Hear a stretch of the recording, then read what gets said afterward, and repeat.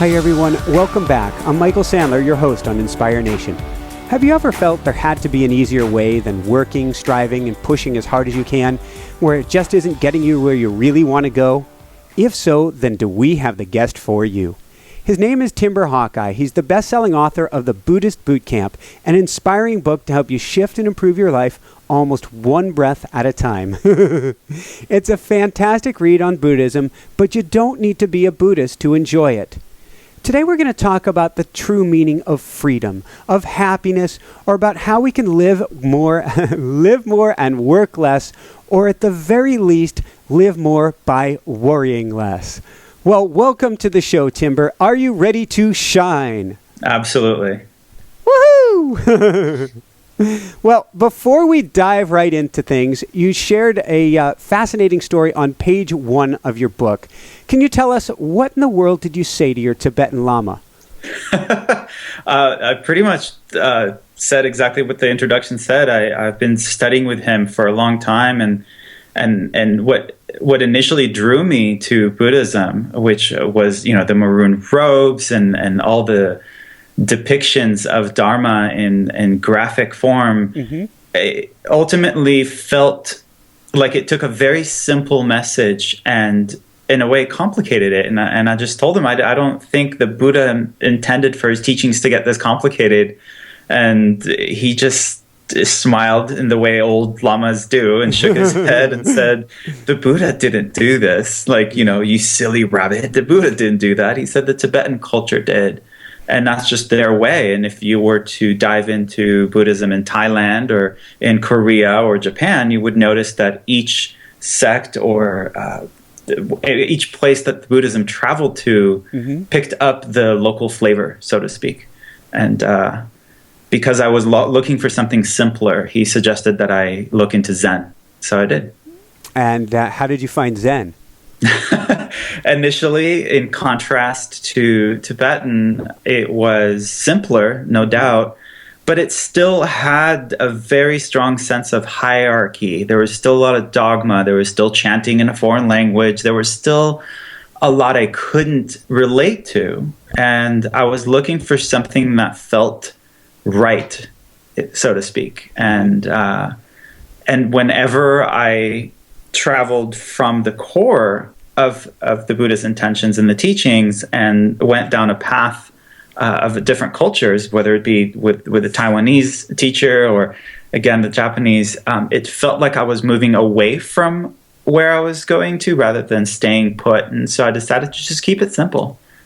So what did that process look like? How did that begin to unfold? Oh, it had a lot to do with letting go. Even taking the monastic robes off felt it felt important, but I had to remind myself that it's not a step back or a step away, but actually a step deeper into it. The robes made perfect sense when you're living in a monastery and everyone around you has the exact same haircut and they all wear the exact same robes and they all do the exact same thing at the same time. It's the idea of all of us being one, of all of us being the same, is very apparent. You can't tell one person from the other. But when I left the monastery, but I kept wearing the robes, it felt like I was conveying the exact opposite. People were treating me differently. Everyone looked at me funny. And one day, an old lady on the bus offered me her seat, and I just knew this is definitely not the intention I had when I put on the robes. I never put them on as a way to get attention or to separate myself from other people, but to actually be one with all. And so the robes had to come off for me to get deeper into what it means to really be one with everyone. And so a pair of jeans and a t-shirt blend right in. And it was my own teachers who said, why are you wearing the robes? Why can't you just be the guy in town with the bright eyes? Woohoo! It's fascinating, and I'm not even quite sure where to go with it, but you have, on the cover of your book, is you wearing a uniform. One uniform, it has a certain meaning to it. In fact, it's like military camouflage. I like that it's camouflage because there's meaning behind that. And now you are wearing a Buddhist uniform. Go ahead. Oh, no, go for it. the whole idea of the book and Buddhist Boot Camp was not. It's a little backwards the way that it came about. The book is a collection of my personal journal entries and emails, letters that I sent to my friends over the course of 8 years through this journey of learning to simplify my life. And so the book is really just a collection of personal insight, about one page at a time. Mm-hmm. And after about 8 years, my best friend almost dared me to take these 8 years worth of letters and make them public through an online blog and a Facebook page, and eventually this book. Mm-hmm.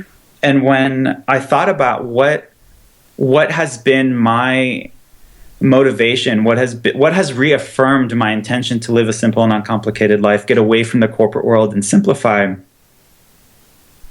The movie Fight Club depicts the internal struggle that we each have as two separate people or more actually fighting with one another. And so it externalized the internal conflict to where you can see it. You can see the two sides of you that are often in disagreement, literally physically beating each other up. And for me, that resonated. So when I thought about my life, when I thought about giving my personal journal a title, mm-hmm. Every time I watched Fight Club, I thought to myself, this is Buddhist Boot Camp. And so giving my diary a name, calling it Buddhist Boot Camp made sense. And the cover, the camouflage, the soldier, it's about each of us being a soldier of peace in the army of love. Woo-hoo. And so, which is why the hands are in gassho and not, saluting. It's about looking within. Half of my face is in the dark, half of it is in the light. And it's about bringing both sides of us, the God within and the ego within, bringing it together, not fighting it, but making peace with it, finding harmony in that dichotomy, if that makes sense. It does. Now, I haven't seen the movie Fight Club. There's an expression that keeps coming back. I'm like the only person on the planet. But I also, like you, I don't have a television. But is it something like the club is not the club, or the fight is not the fight, or there's something like that in there? I in no way, and I hope your listeners know this, that I'm not necessarily recommending that people go out there with this movie. It is an extremely violent and graphic film that has a lot of blood, gore, swearing. I'm not recommending it. I'm just saying that the idea of Fight Club is that the main person in it was going through his life the way so many of us do, just going through the motions, graduating from school, and then what do I do now? It's like, I get a job, right? What do I do now? Oh, I got to find a wife. And it's like, what do I do now? And it's just like following this recipe. And then one day, this other voice in the back of his head that said, there's more to life than this, mm-hmm. that you can just leave it all, that just takes over and frees him from, literally liberates him from this.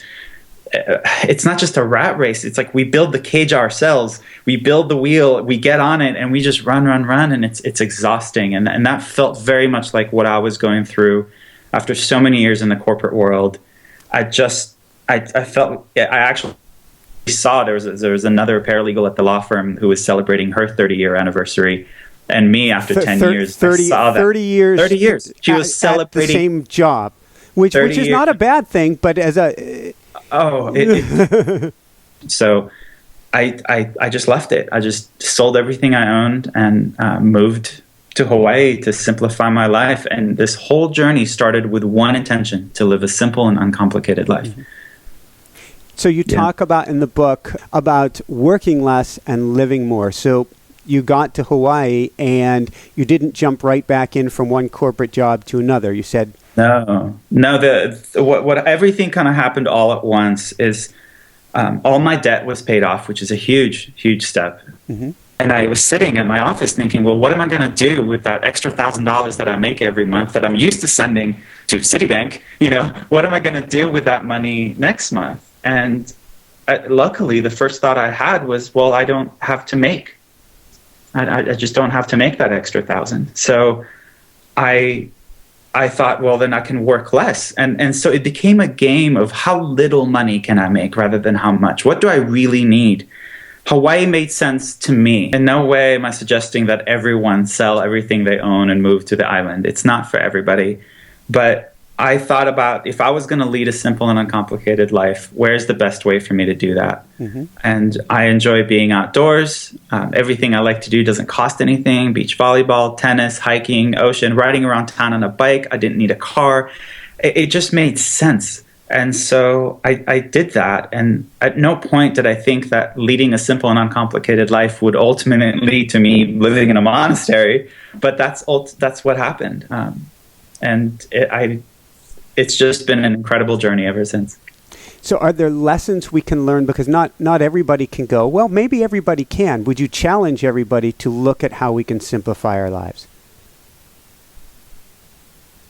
I'm challenging everyone to look at what kind of life they want to live. It's not about the kind of life I want. That's why there's not a single should statement in the book. I'm not telling other people what they should do. It's look within. Write down on one piece of paper what kind of life you want to live, and then look at your own life and see, are you making decisions that are actually taking you farther away from where you want to be, and what steps can you take to get you closer to it? And a lot of times it's not about adding more stuff to our lives, but ridding ourselves of all the stuff that's holding us back. And sometimes it's close family members, sometimes it's a job, sometimes it's pride, ego, our job title, our business card, money in the bank, the car we drive. I mean, I was attached to all of those things. I had the designer clothes, the designer imported Italian furniture, the sports car, the job, the ability of my parents to talk to their friends about how proud they are of their son and his corporate job at a 160-year-old law firm,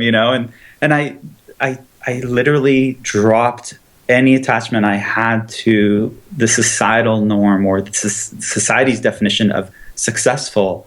And I realized that success means being happy. And I will not be happy if I keep doing the very things that make me unhappy. So I had to eliminate those first before doing anything else. There's a beautiful story you share in your book. I wonder if you could share it with us about, it's like a parable about a fisherman and a rich man who comes to visit him. Yeah, my dad told me that story when I was a little kid, and I think every child needs to hear this. I've been sharing it a lot with high school students prior to graduation.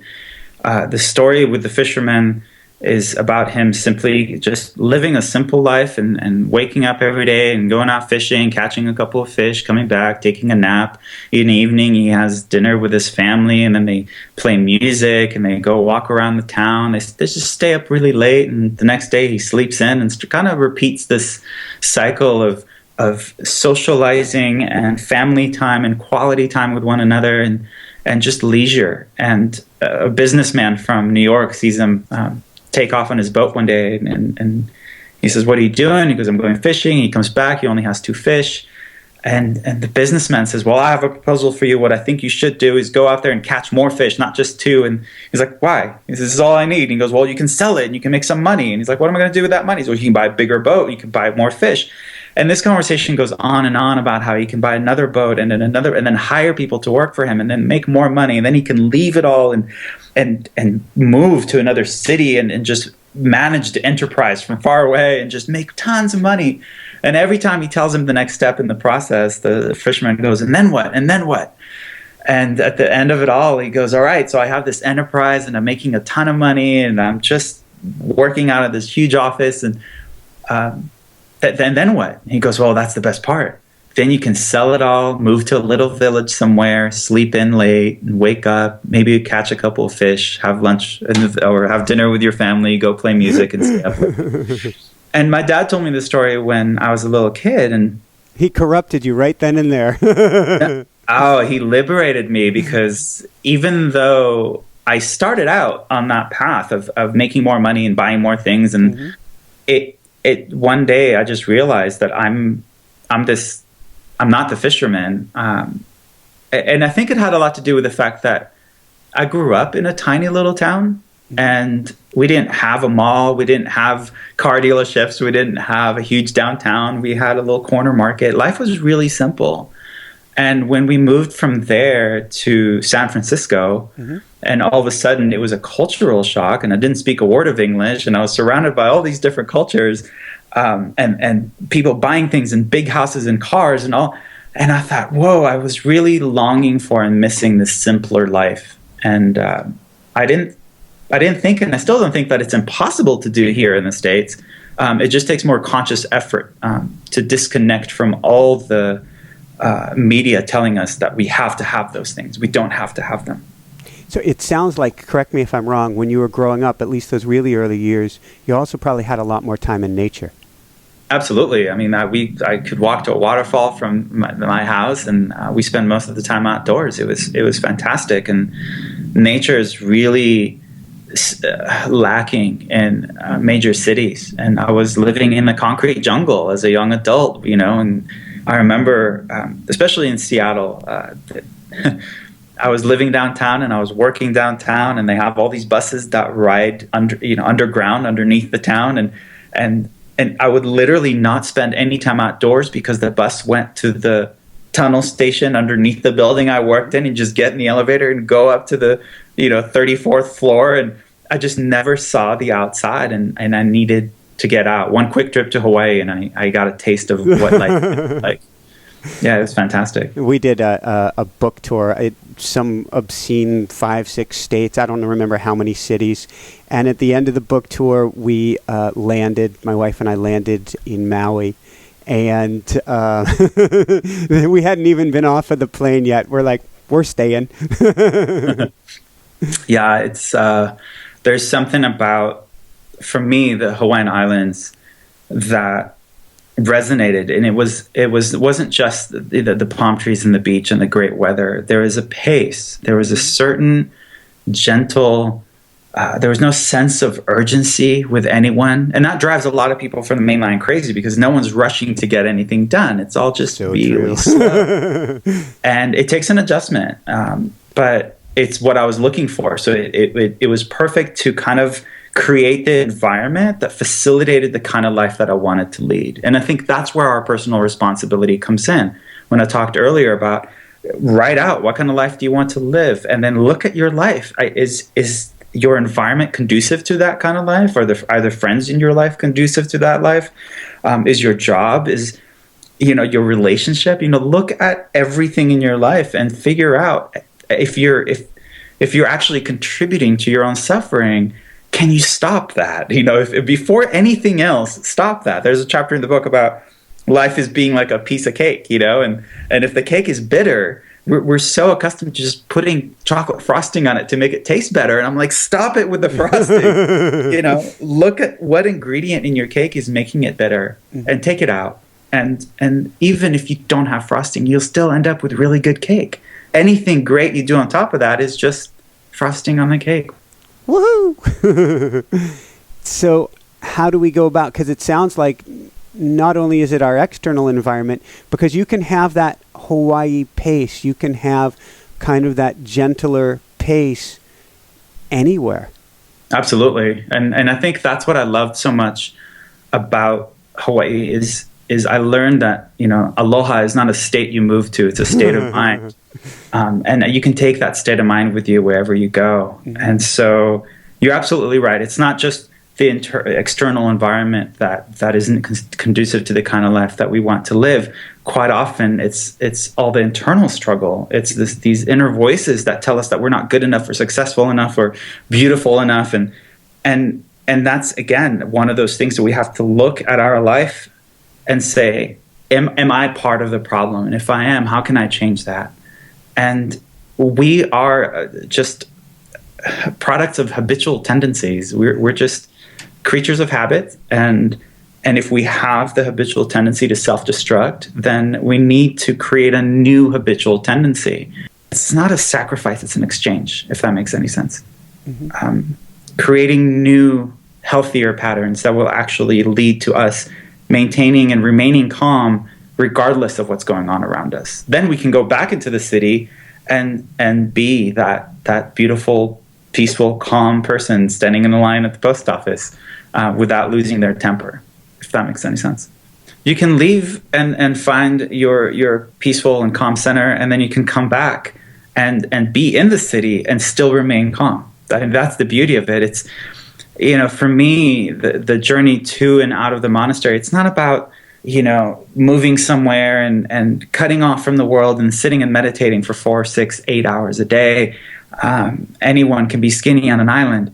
the idea is to be able to take that skill and bring it into downtown Los Angeles and find a way to remain calm amidst the chaos. Mm-hmm.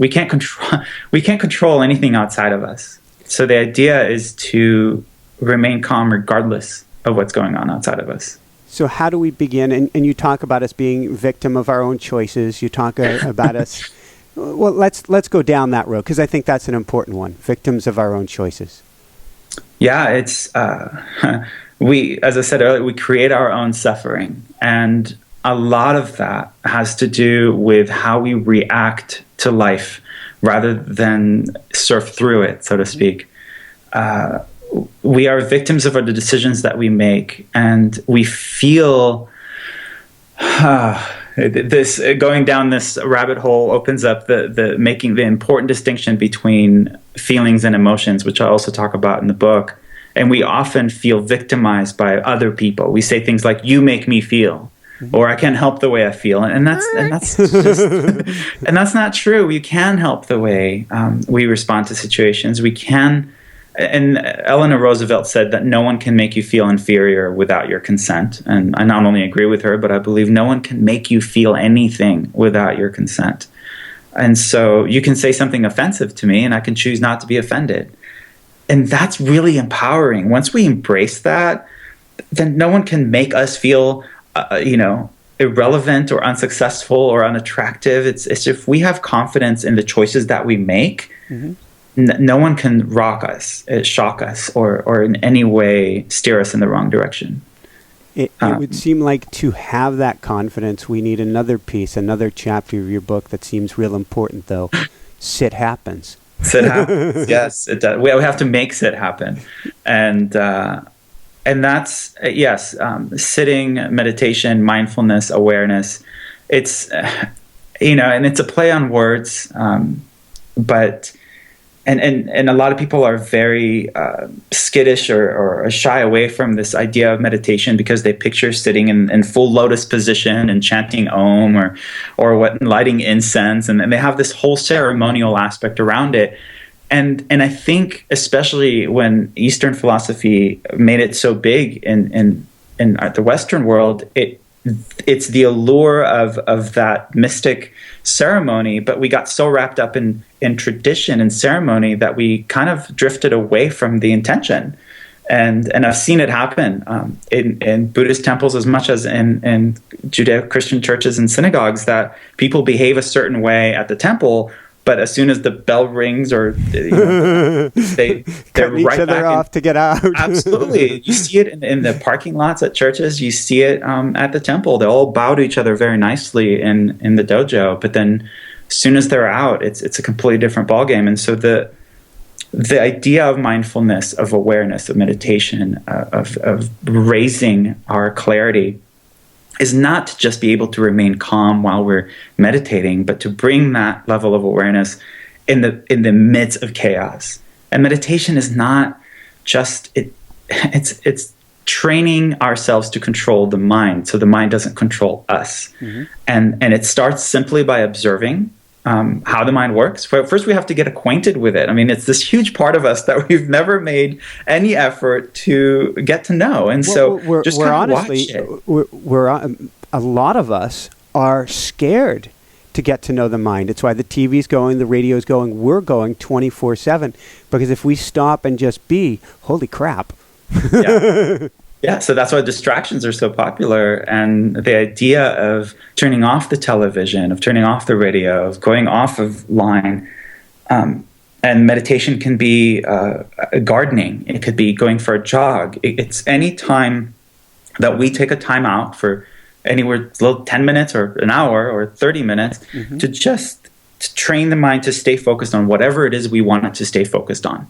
Painting, stamp collecting, building model airplanes, whatever it is, just take a time out to say, right now, I'm going to focus on this. And if it's your city meditation, then you can sit there and say, I'm going to sit here for the next 20 minutes and I'm not going to move no matter what. It doesn't matter if my foot falls asleep, and the mind is going to play all kind of tricks on you and tell you that there's a spider crawling on your head and you have to brush it off, or, that there's a scratch you have to scratch. It's just the the skill is to sit there and say, no, I made a commitment that for the next 20 minutes, come what may, I'm not going to react. The benefits to that are not during those 20 minutes. It's later in the day when your boss says something rude, or when someone else says something bad or does something that's outrageous. You don't immediately jump. You stay calm and collected, and you don't react. You act. You cross-reference what's happening in the world with the kind of person you want to be, and you respond accordingly rather than react according to this habitual pattern that we've created. I do this because I often take a piece of paper and I tell people to fold it in half, and that creates a crease. And then it's all folded in half again. And they will inevitably fold it right back over that same crease. And our habitual tendencies, our patterns are exactly like that crease in the piece of paper.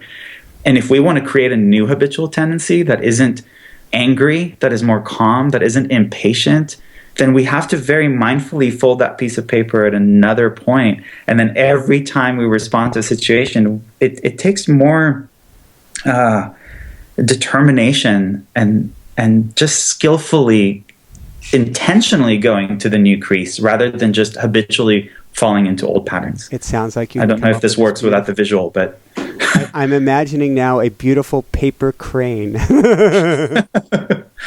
because you don't crease the same paper the same way twice. No. So, but no, it's so important. I liken it to putting new grooves in the record.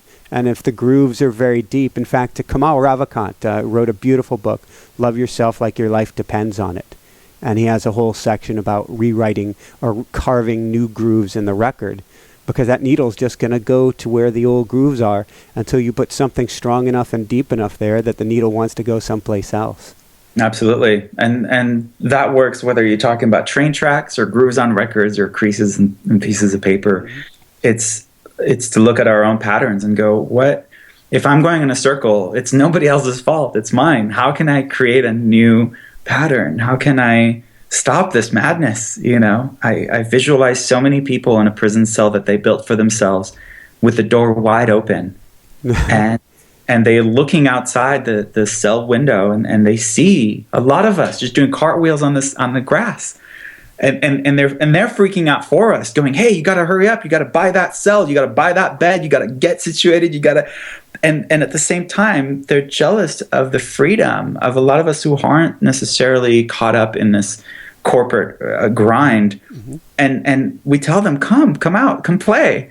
But they're so scared to leave the cell. They're so attached to that bed, to that cot. That they've worked so hard for. This goes way past just meditation then. How do we start to move past fear? Oh, well, I was about to say, well, that's easy. I guess it's to do it regardless of the fear. I think it's to acknowledge, like, hey, this feels funny. This doesn't feel natural. This feels uncomfortable. But I think that determination will get us past that and just say, yeah, but people say, in the last chapter in the book, I said it's easier said than done, because a lot of people's response to a lot of the suggestions in the book or online or in the talks is, oh, that's easier said than done. And the way I look at it is, look at the alternative. The alternative is to continue doing things the way you've been doing them, to continue responding with anger and hurt feelings. And it's just, between the two, what I'm suggesting is the easier route. It's not easy. It's just easier. It's choosing. Somewhere in the book, I said, it may be the last quote in the book. Maybe can you read it? An easy trek? An easy trek in the wrong direction is significantly more difficult than an uphill climb toward euphoria. Exactly. So we can, people say, oh, well, that's easier said than done. And I'm like, what? I'm suggesting you climb uphill towards happiness, and you're going to be grateful that you do. Or you can just, roll downhill and then complain about it the whole way. So it's like, it may seem like the uphill climb is more difficult, but a life of suffering, of difficulty, of pain is significantly more difficult than that uphill climb that I'm suggesting. And that's often an uphill climb to glory. There's usually a beautiful view when you get on top of the world. Absolutely. Absolutely. So just keep going. Just as difficult as it is, it's significantly easier than continuing old detrimental behavior patterns. A lot of your chapters are like, they're like fortune cookies with beautiful expressions to them. In the most beautiful way. You can pick it up and you go to anything and it can help you through something. One of my absolute favorites in here is replacing anger with gratitude. And I wonder if you could share, because I think that is a huge one for people. Yeah, it all stems from the antidotal system of when we understand cognitive dissonance, which in a nutshell means the brain can't rest at ease with two opposing thoughts. Mm-hmm. And so we have to introduce a third thought in between to justify our detrimental behavior. The easiest example of this that I often give is people who smoke.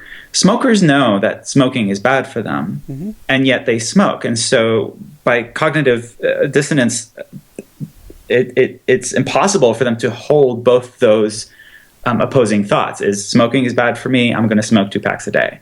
And so in order to justify that, a third thought has to be introduced in between, mm-hmm. that says smoking is bad for me, but it's not crack cocaine, so I'm going to smoke 2 packs a day. Or smoking is bad for me, but so is overeating, which is what I do when I don't smoke, so I smoke 2 packs a day. Or smoking is bad for me, but fill in the blank, so I smoke. So you have the B word in there.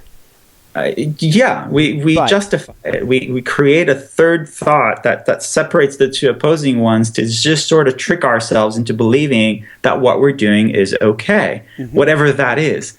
And even though we say, I don't like being angry, I don't like getting angry, it doesn't feel good to be angry, and then we respond angrily, then we say, well, it's their fault, somebody else's fault, or I don't know how to not be angry.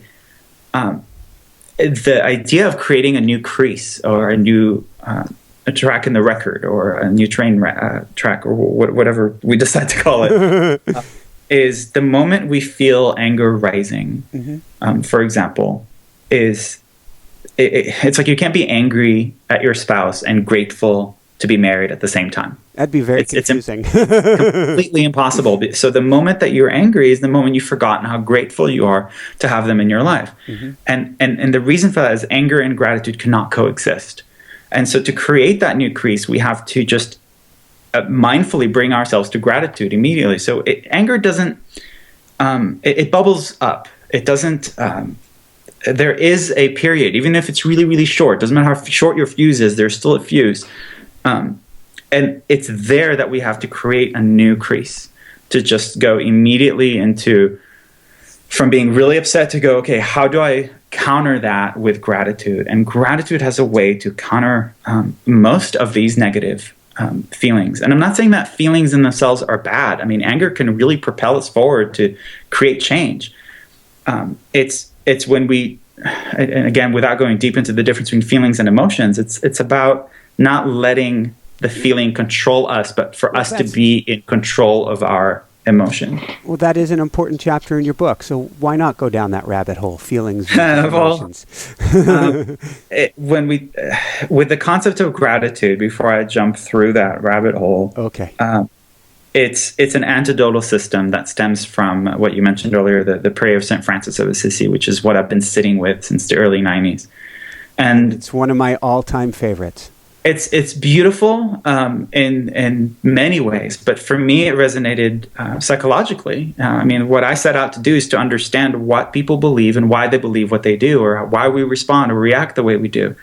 And St. Francis suggests a very antidotal system where there's hatred, let me sow love, where there's injury, pardon, where there's doubt, faith, where there's despair, hope, where there's darkness, light, and where there's sadness, hope. It's like, when I'm tempted to do this, let me go do this. When I'm tempted to do that, let me do that. And anger and gratitude works the same way. I mean, this can go on. And I love the antidotal because we have to respond somehow. Mm-hmm. We can't just sit and go through life numb. I'm not suggesting we stick our head in the dirt and ignore what goes on in the world. Quite the opposite. I think we are to raise our awareness of what's going on, but then respond intellectually, respond calmly, respond maturely to what's going on. And I think we're only able to do that if we create those new creases and make that distinction between a feeling, which is perfectly natural. Like I said, I'm not, it's you feel sad when your friend moves away, and you feel sad when a close family member passes away, or you feel joy when something good happens. That's all fine, and it's all okay. Feelings last anywhere between 45 seconds and about a minute and a half. That's about it. We feel them, and we've all experienced this driving down the road in the car. Somebody cuts us off and we get really upset, but then our favorite song comes on the radio and we're dancing in our seats.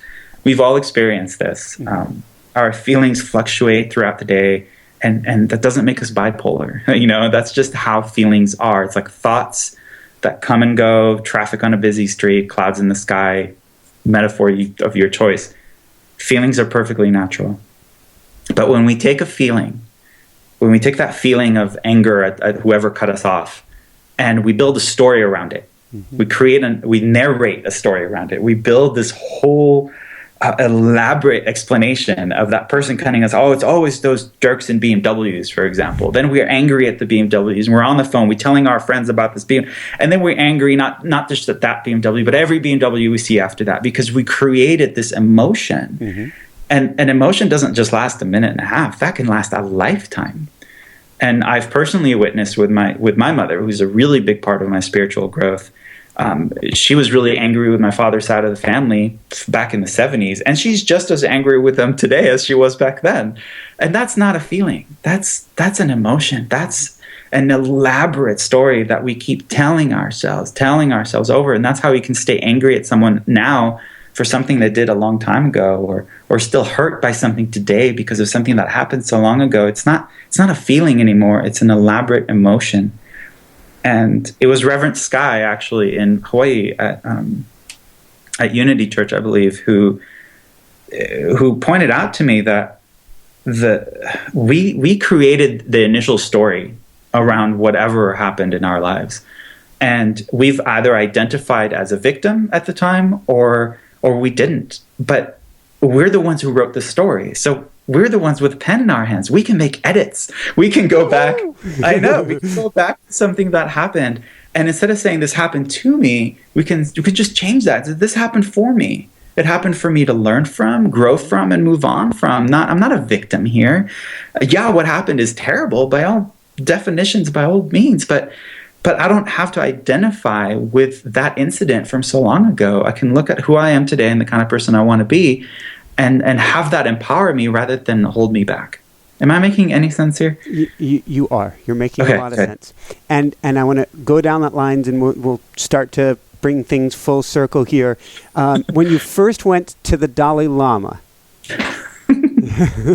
the talk seems appropriate. Self-control, compassion, freedom from anger, he was talking about, which I believe you had also tattooed on yourself. 3 years prior to him talking about that, I had that tattooed on my chest. And it was prior to doing all this research on Buddhism and all this stuff. I was just, religion or philosophies or school of thought. It's just a collection of beliefs and philosophies. And we all have that, whether we subscribe to an organized religion or not. And I had collected my own collection of beliefs and philosophies. And I was very religious when it came to that. It was timberism. I was practicing timberism, and it made sense. And so throughout that journey, I kept getting a lot of different tattoos on my body to kind of pin it down. Just like, all right, self-control, determination, freedom from anger. Those are good things to have. I'm going to put that on my chest. Unconditional love, honesty, respect, trust. I'm going to put that on my back. Equality and balance and happiness. Okay, those are important. Put those down. And it was kind of like just setting out the guidelines that I want to live. And the first time I heard the Dalai Lama speak, he spoke about the very things I had already tattooed all over my body, and not knowing ahead of time who he was. I was just like, who is this guy? This is my gig, and that just kind of snowballed into a deeper research into this whole idea that I'm not alone. This is ancient wisdom.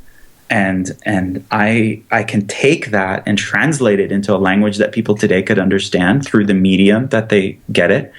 And I just started sending letters to my friends to let them know what I was learning. And they forwarded on to their friends, and their friends forwarded on to their friends. And I would get an email from someone I don't know saying, "Hey, man, thanks for that." And I'm like, "Who are you?"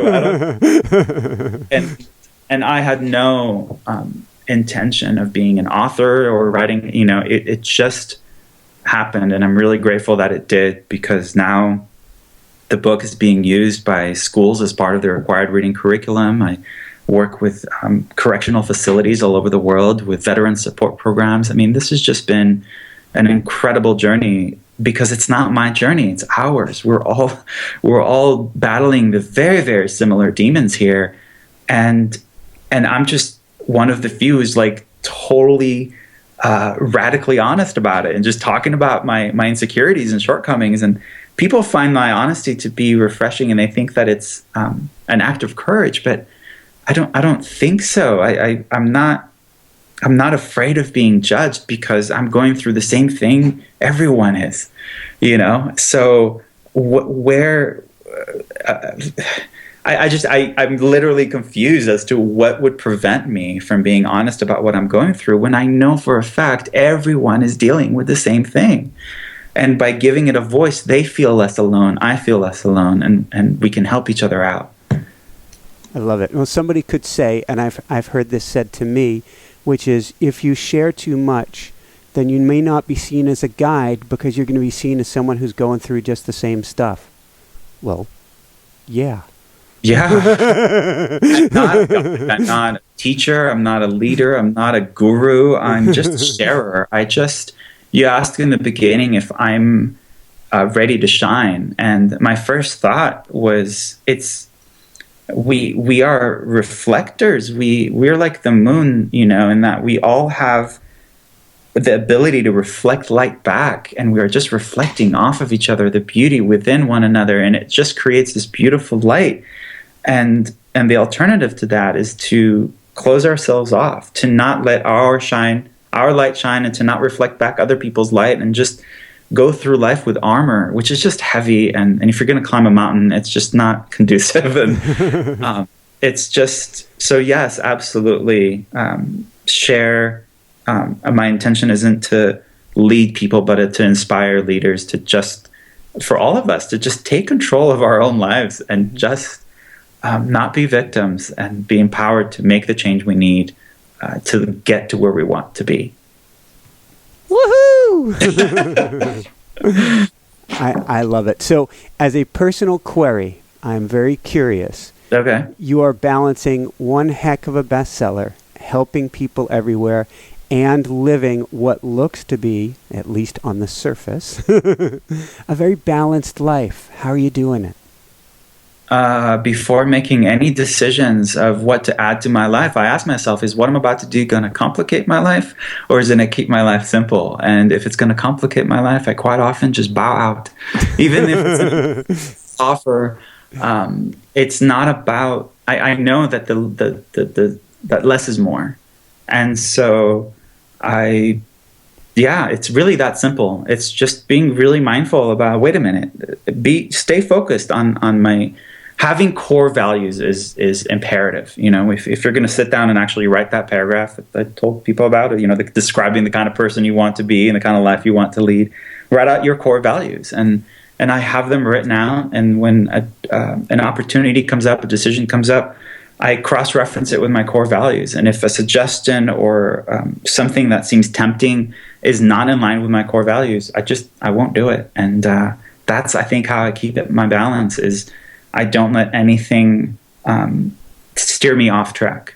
There's a company in Seattle that contacted me as soon as the book was published, and they were like, "We love the book. We want to help promote it and support it, and just get everyone in the world to read it. But we're not a bookstore. We create T-shirts. Would you like to have Buddhist Boot Camp T-shirts?" And I'm like, "No, I'm not a retailer. I'm not here to make money and create an empire out of this. I want to help spread the message." And go, "Well, the shirts can do that." And they sent me some samples, and they go, "These are really, like Sit Happens and all that stuff." And so I cross-referenced that suggestion with my core values, and I thought, okay, why am I resisting this? Because their intention is good. Why am I resisting this? And I thought, well, what if we sit there and go, okay, what if the shirts, the proceeds from the shirts go to support nonprofit organizations? then I can actually do good with this, and spread the message. And they go, okay, great, here's some samples. And I'm like, well, we got to make sure that these are organic, that these are vegan, that they meet fair labor requirements, that they're not made in sweatshops, and so we had to go back to the drawing board over and over again until we actually created this incredible way to do what we wanted, but to have it be in line with my core values. And I think we can all do that. Find a job that's in line with our core values, stay in relationships that are beneficial, not detrimental to our intention. That's how I find my balance. Is I have my faith. A lot of people, when I tell them I don't have a religion, they assume I don't believe in God, and nothing could be further from the truth. The title of my next book is Faithfully Religionless. And I go back to that. I that's what guides me. And you asked about fear, and I think if you feed your faith, your fears just starve to death. And so, there's just this. I keep going back to the words core values because I think it's logic that brought me to where I am today. It wasn't the allure of the the maroon robes. It made logical sense. It was just the most rational decision. Like, hey, I want a simple life. Why would I make this decision that would complicate it? Mm-hmm. I won't. And so, I don't want to work in a law firm, right? Then I don't have to. I don't, but that means I have to give up the car. Okay, so give up the car. Get around town on a bike. Well, you can't get around in this town on a bike. Move somewhere. Oh, so I can move. And yes, a lot of this is easier when you're single without a family. But I have given talks all over the world, and I've heard from so many people, even with children, who still make that decision. My parents, when they were my age, they left the country in which they were born and raised, and they moved to a whole new country. We didn't speak a word of English. We didn't know what we were doing. They had 2 kids, teenage kids, and they started all over with nothing. And I'm grateful that they did. It's not impossible. It's just more difficult, but it's still doable, and it's worth it if you're heading towards where you want to be. I'm probably going to get this wrong, but you had said a few minutes ago something about say it before you do it at the end of the book, and I think you're a living example of do it before you say it. Well, the second principle of Buddhist Boot Camp is that thoughts become words and words become actions. And most of Buddhism focuses on change your thoughts, that will change your words, that will change your actions. And yes, my approach is a little backwards, is no, just change your actions, just go to the core, and then it will inevitably change how you speak, and it will inevitably change how you think. And I'm not saying there's a right way or a wrong way, but for me, I had to go to the core. It's I'm going to use a real world example here. Ice cream. If there was ice cream in my freezer, I will eat it. I know I will. I can take for hours, but I'm not going to eat it. I'm gonna have self-control and the determination, and I'm just going to practice, and I can think that, and I can tell people that. But you leave me home alone for long enough, I'm going to open that freezer and eat that ice cream. Mm-hmm. And so my process is, don't buy the ice cream. Just don't buy it. And then I don't even have it. So I don't have the temptation. I don't have to say anything.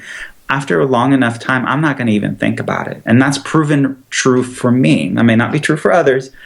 I'm not saying there's one way or an only way. I'm just saying this is my truth, and that works for me. And that's the first principle of Buddhist Boot Camp, is that the opposite of what you know is also true. Is the opposite of my way is true for someone else somewhere else, and that's totally okay. I love that freedom, that acceptance that someone else's truth, because of their time, place, and circumstance, is completely different from mine. And I love being able to meet someone who's so different from me. There's so much talk about surrounding ourselves with like-minded people. I learn so much more from people who are not like-minded than from people who just nod and agree with everything I say. So it's beautiful for me to just listen to someone go on and on about their beliefs that are so different from mine, without the intention of proving them wrong or arguing with them, but to just learn, like, wow, that's fascinating. To that person, that's the truth, that's the reality, and they're leading their life and they're doing their thing, and that's fantastic. And here I am doing my thing, and that's fantastic too. I love it. It's finding that inner peace, which will lead to world peace. A lot of times we think it's the other way around. Like, when the world is at peace, when those people stop fighting, when my boss stops yelling at me, when my wife agrees with me, when the kids stop, then I'll have inner peace. And it doesn't work. within. And if we're calm and peaceful, then our boss and our children and our spouse and the world and the war and all that is not going to rock our foundation so much. Is we're going to continue to say, I am part of the world, and if I am peaceful, then I'm part of the solution rather than part of the problem. And it starts with us.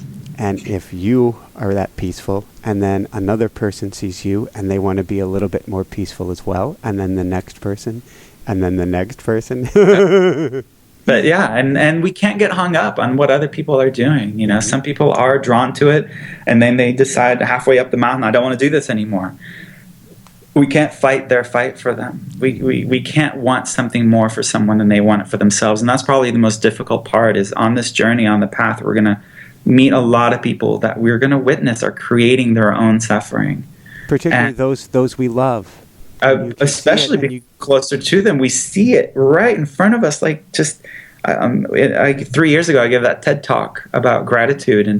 And I started off by talking about how I witnessed people who are just creating their own suffering, and it's so painful to watch because you want so much to help them, but you can't force someone to do something that they don't want to do. We have to just accept that this is where they are right now, just like this is where we are, and we still have a long way to go. No matter how far we've already come, there is no it's kind of like climbing Mount Whitney, which is where I live right now. And you have some beautiful Facebook shots, by the way.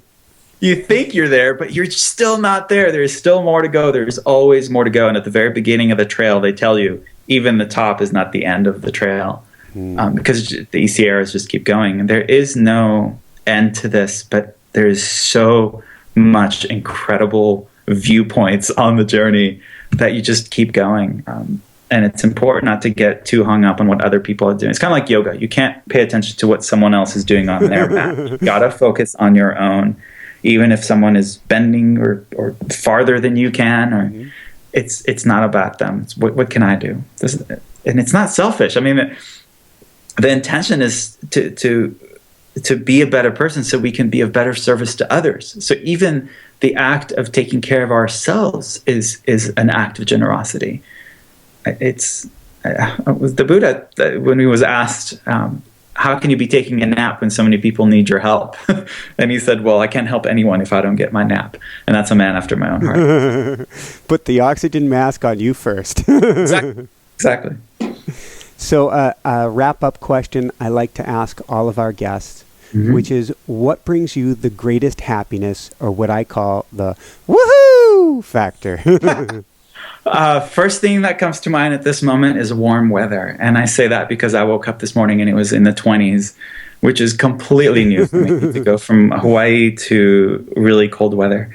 But what brings me the most woohoo happiness is, oh man, it has nothing. It's funny because even the warm weather or the snow or whatnot, it has nothing to do with what's happening around me. Because I've gone hiking in the snow and I've had a great time. It's perspective. It's when I look at something and I catch myself responding to it in a positive manner. I just kind of go, wow, that's really cool that I could do that. So I think that would be it, is perspective. Just having a clear perspective, regardless of what's going on. Being able to see, as cliche as it may sound, is the silver lining. Whether it be silence or a concert, just being able to be present in that moment and enjoy it fully with every fiber of my being. And if it detracts me from where I want to go, I just bow out and go on. Just having that empowered choice. I think that's it. Life is really long answer. I apologize. That's quite all right. I think to summarize it, we could say, in any moment, life can be good. Yeah. I used to work on the beach in Hawaii, and then there's a surfer who came in, and then I said, "It's a good day," and he goes, "Every day is a good day. Some are just better." And I really like that every day is a good day. Some are just better. Is a great perspective to have. So, where can people go to find out more and to find your book? BuddhistBootCamp.com, Facebook, Instagram, anywhere. You just Google it, and or go to, and whether it be an independent bookstore or Amazon. The book itself is my journey, and so yeah, they'll find out a lot just by going online, watching the TED Talk, which is also on BuddhistBootCamp.com, or just listening to this. This has been great. Thank you. Well, thank you so much, and we'll have all the links and everything into the TED Talk as well on our InspireNationShow.com, so we can get everybody over to you. And I found your Facebook page very inspiring. So thank you. So I love it. Last words of wisdom. Let go. Just let go. Whatever it is that gets you tight-fisted or tight-jawed or whatnot, just ease up. That's the universe telling you, ease up a little bit. Let go. Just relax. It's not that important. Thank you. Thank you. Well, thank you so much. For everyone out there, this is Michael Sandler saying, be well, have fun, let go, and get the Buddhist Boot Camp. And shine bright. Woohoo! Thank you, my brother. Hey everyone, thanks so much for watching. If you enjoyed it, be sure to like below. Also, leave your comments. Have some real fun with it. Subscribe to our channel where you're going to get more great videos, more interviews coming up. And check out our website, InspireNationShow.com. That's where you'll find tips, blogs, information, videos you won't find anywhere else, and useful and helpful resources to really help you kickstart your life and to shine bright. Thanks so much again. Thank you for your support. Like, comment, subscribe. See the website. Thanks so much and have fun. Of course, shine bright. Woohoo!